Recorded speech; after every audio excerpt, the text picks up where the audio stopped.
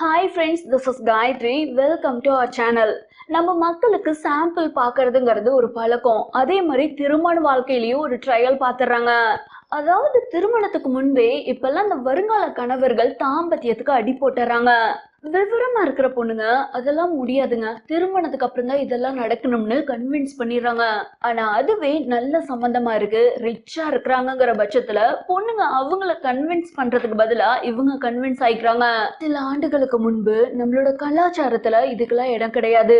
நீண்ட கால உறவை பேணி காக்கணும்னா திருமண வாழ்க்கையில சில விஷயங்கள்ல உஷாரா இருக்கணும். தாம்பத்தியத்துக்கு யார் அடி போட்டாலும் சரி, நீங்க ஏன் திருமணத்துக்கு முன்பே தாம்பத்தியத்துல இவ்ளோ ஆர்வமா இருக்கீங்கன்னு ஒரு கொஸ்டினை வைக்கணும். ஏன்னா எல்லாத்தையும் முடிச்சுட்டு திருமணத்துக்கு முன்னாடியே இங்க ஓடி போற ஆட்கள் நிறைய பேர் இருக்காங்க.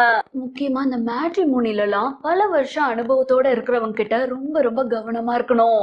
ஏமாத்து கோஷ்டிங்க ஒண்ணு உங்க பணத்தை அபகரிப்பானுங்க, இல்ல எல்லாத்தையும் முடிச்சுட்டு அடுத்த வரனுக்கு ரெடி ஆயிருவானுங்க.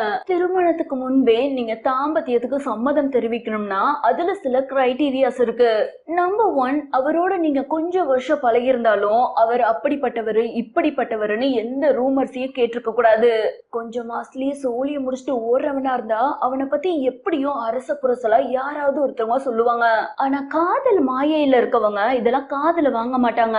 இந்த நேரத்துல லிசன் பண்ண வேண்டியது ரொம்ப ரொம்ப அவசியம். அடுத்து உங்க எதிர்கால துணை உங்க வீட்டு ஆளுங்களோட நல்லா பழகுறாங்க, நீங்களும் அவங்க குடும்பத்தோட பரிச்சயமா இருக்கீங்க. சோ இந்த மாதிரியான சூழ்நிலையில ஒரு சில காரணங்களால திருமணம் தள்ளி போகுதுங்கிற பட்சத்துல நிறைய பேரு இந்த டெக்னிக்லாம் யூஸ் பண்ணி தான் சீக்கிரம் திருமணத்தை முடிச்சுக்கிறாங்க. ரொம்ப அன்பா இருக்காங்கன்னு தெரிஞ்சாவே ரெண்டு வீட்டு சைடும் சீக்கிரம் கல்யாணத்தை முடிக்க தான் பார்ப்பாங்க.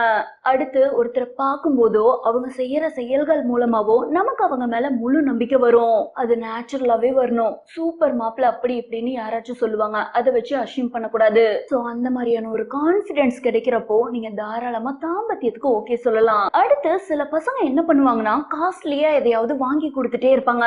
சோ பொண்ணுங்க என்ன பண்ணுங்கன்னா இவன் ரொம்ப நல்லவன்னு தன்னை மறந்து எல்லாத்துக்கும் ஓகே சொல்லிருங்க. நமக்காக இவ்ளோ ஸ்பெண்ட் பண்றாங்கிற ஒரே காரணத்துக்காக மட்டும் திருமணத்துக்கு முன்பு தாம்பத்தியத்துக்கு ஓகே சொல்லிடக்கூடாது. ஓகே ஃப்ரெண்ட்ஸ், அவ்வளவுதான் இந்த வீடியோ. மீண்டும் ஒரு சுவாரஸ்யமான கண்டென்ட்டோட நெக்ஸ்ட் வீடியோல சந்திக்கலாம்.